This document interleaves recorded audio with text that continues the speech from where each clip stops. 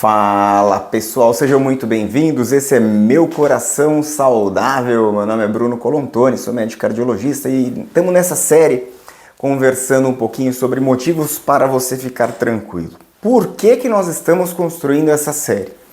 Porque eu vejo, nós estamos no Instagram há muito tempo, e aí a gente precisa construir um entendimento de que muita gente fica muito ansiosa e vai buscar os resultados na internet e só vê coisa ruim.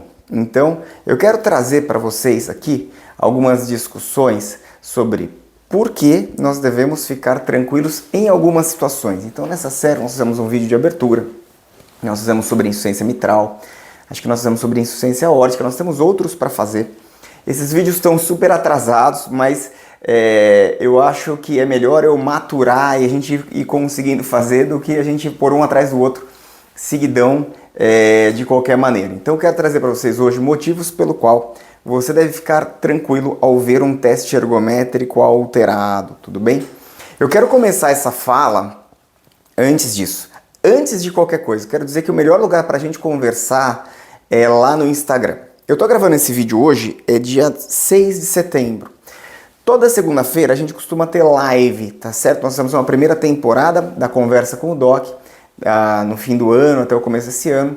Em março, abril, a gente deu uma pausa, fizemos uma segunda temporada, e agora, segunda-feira, próxima, dia 11, é o último episódio da nossa temporada de lives. Eu vou dar uma pausa até mais ou menos outubro. Em outubro a gente volta para a terceira temporada de lives, muito provavelmente para o fim do ano aí a gente faz uma pausa para as festividades de fim de ano e a gente volta também em janeiro, tá bom? Então a gente já vai fazendo por temporadas e dando algumas pausas aí para a gente dar uma respirada. Vamos lá! Eu quero conversar com vocês sobre uma coisa que acontece e que o paciente não consegue entender, tá? E às vezes nem os médicos. Existe uma ciência que é ligada à estatística, que é a ciência da interpretação dos exames. A gente, quando pega um resultado de exame alterado, ele não necessariamente é um oráculo que fala pra gente todas as verdades. Nenhum exame. Todos os exames a gente tem que entender qual que é a metodologia que eu uso, qual que é a forma que eu uso para tentar chegar naquele número. E quais são as possíveis falhas que eu posso ter nesse processo para ele acertar ou errar. Isso quando eu paro para estudar o exame. Mas depois disso, eu tenho que entender quem é o perfil de paciente que está fazendo esse exame.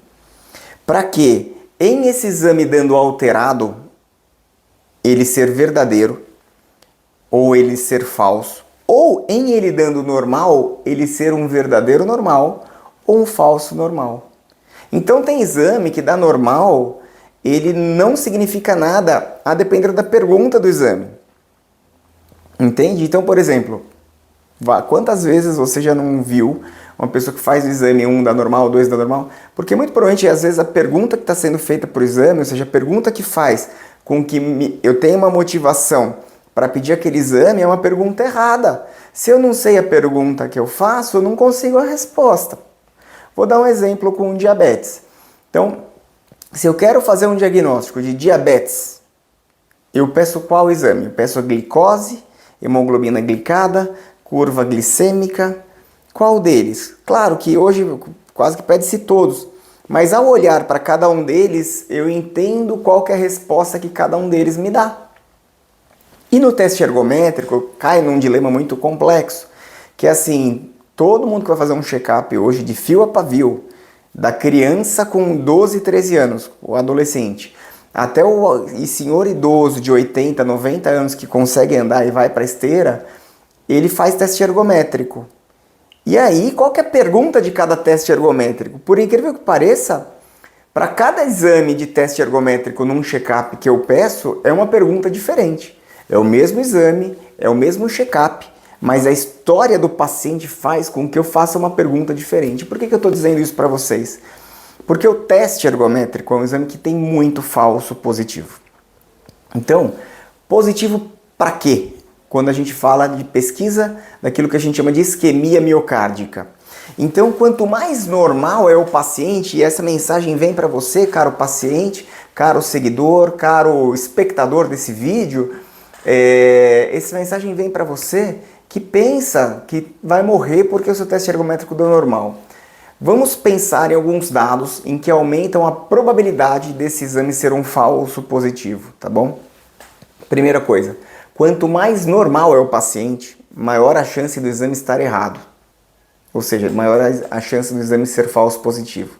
Se esse paciente tem uma alteração no eletrocardiograma de base, chamada alteração de repolarização do ventrículo esquerdo, vários tipos de alteração de repolarização, vários tipos de alteração, isso no eletro de base, no eletrocardiograma de repouso.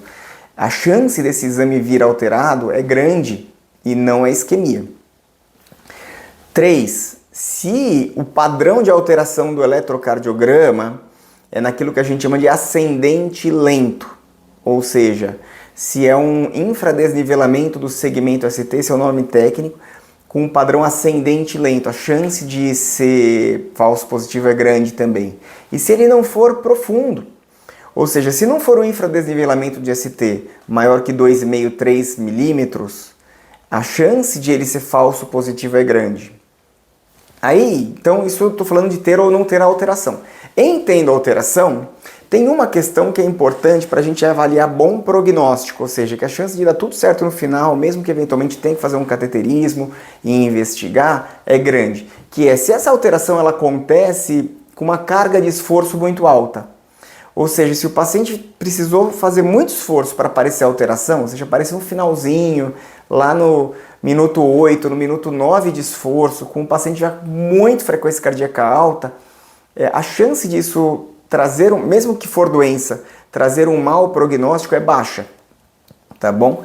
E tem uma questão que a gente fala que é a probabilidade pré-teste. Então, por exemplo, paciente diabético, paciente obeso, paciente hipertenso, que fuma, que não se cuida, sedentário, exposto a múltiplos fatores de risco, a chance desse paciente complicar é maior. Então, a chance desse exame ser um verdadeiro positivo é grande.